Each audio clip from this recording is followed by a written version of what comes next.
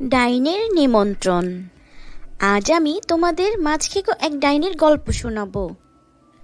শহর থেকে অনেক দূরে হাজীগঞ্জ নামে একটি গ্রাম ছিল। সেখানে অনেকগুলো পরিবার বাস করত। তারা সকলে একসাথে মিলেমিশে থাকত। তারা একে অপরের বিপদে আপদে পাশে থাকত। তাদের মধ্যে রহমত নামে এক দরিদ্র মাছ বিক্রেতা ছিল। সে নানা জাতের মাছ বিক্রি করত। গ্রামের সকলে রহমত মিয়ার কাছ থেকে মাছ কিনত।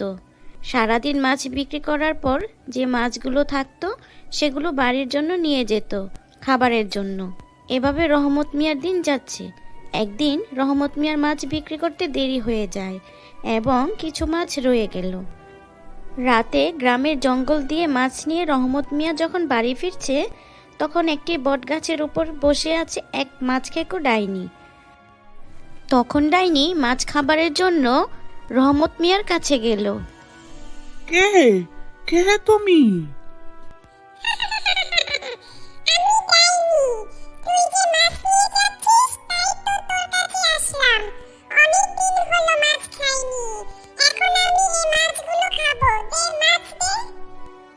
না, আমি তোমাকে মাছ দিতে পারবো না।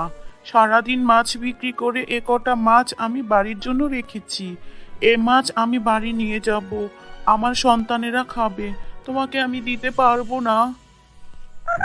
তুই তাহলে মাছ বিক্রি করিস?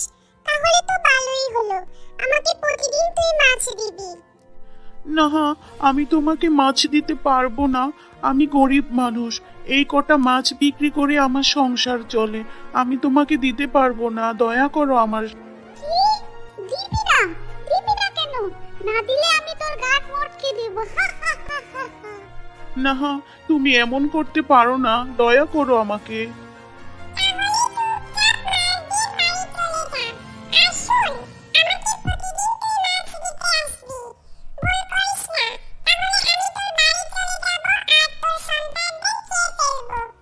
তখন কোনো উপায় না পেয়ে রহমত ডাইনিকে মাছ দিয়ে বাড়ি চলে গেল।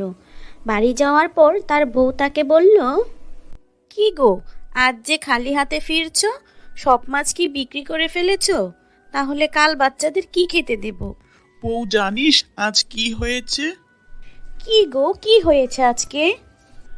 আজ মাছ বিক্রি করতে দেরি হয়ে যায়।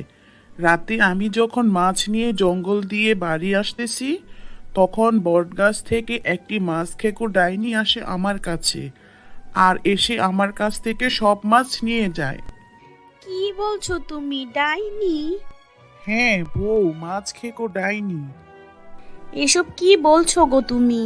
এর আগে তো আর এমন হয়নি, এখন কি হবে? তখন রহমত বউকে সবকিছু খুলে বলল। নিরুপায় হয়ে রহমত প্রতিদিন ডাইনিকে মাছ দিতে থাকতো। ডাইনিকে মাছ দিয়ে রহমতের ঘরে তার সন্তানেরা আর মাছ খেতে পেত না। এভাবে অনেক দিন কেটে যায়। তারপর একদিন রহমতের বউ রহমতকে বলল, এভাবে ডাইনিকে প্রতিদিন মাছ দিতে থাকলে তোমার মাছের ব্যবসা তো আর চলবে না। আমরা খুব গরিব, বাচ্চাদের অনেক দিন হলো মাছ খেতে দিতে পারছি না। তাহলে আমার আর কি করার আছে? মাছ না দিলে তো ডাইনি আমার বাড়ি চলে আসবে আর আমার সন্তানদের খেয়ে ফেলবে বলছে।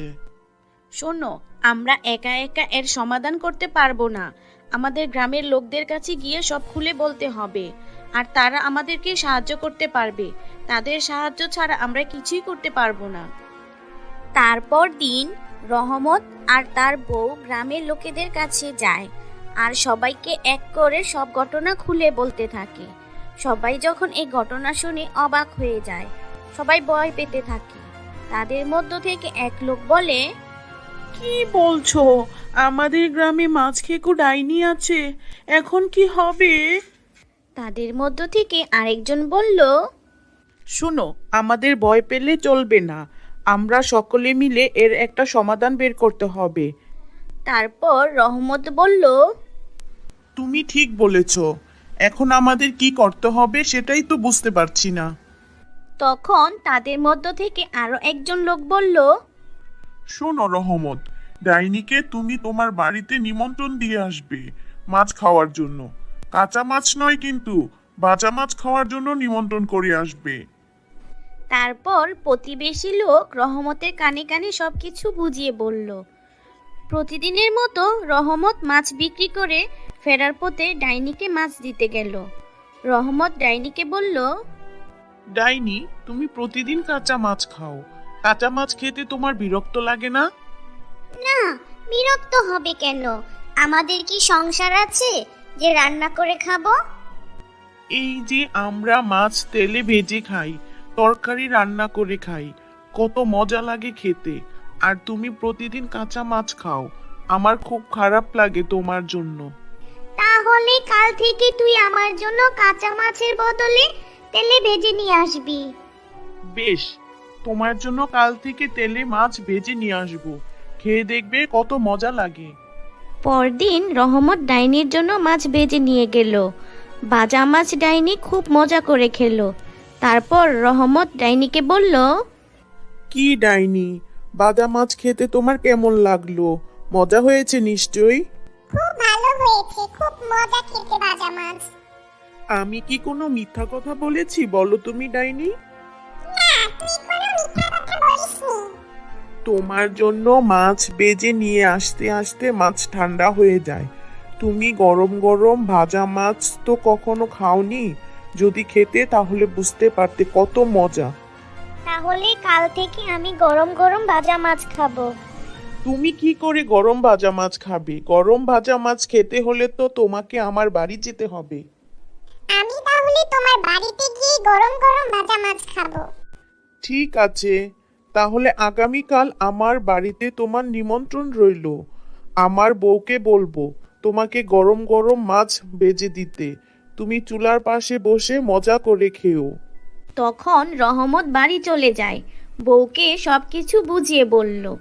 যে কথা সে কাজ। রহমত আগে থেকেই সব ব্যবস্থা করে রেখেছে। রহমতের বউ অনেক মাছ বাছতে শুরু করলো। চারপাশে মাছ বাজার গন্ধ ভরে গেল। ডাইনি আসার সময় হয়ে এলো। তারপর রহমতের বাড়িতে ডাইনি আসলো। ডাইনি আসতেই মাছের গন্ধ পেল। তখন ডাইনি বলতে লাগলো, মাছ ভাজা কি গন্ধ বের হয়েছে! আজ খুব মজা করে ভাজা মাছ খাবো। তারপর ডাইনি রহমতের ঘরে গেল। রহমতের বউ মাছ বাছতে লাগলো আর ডাইনিকে অনেক মাছ খেতে দিল। ডাইনি যখন মাছ খাওয়া নিয়ে ব্যস্ত, ঠিক তখনই রহমত ডাইনির পেছনে গিয়ে জোরে এক ধাক্কা দিয়ে আগুনে ফেলে দিল। দুষ্ট ডাইনি আগুনে পুড়ে ছাই হয়ে গেল। তারপর থেকে রহমতের আগের মতো করে তার সন্তানদের মাছ খেতে দিতে পারত। আর এখানেই গল্পটা শেষ হলো।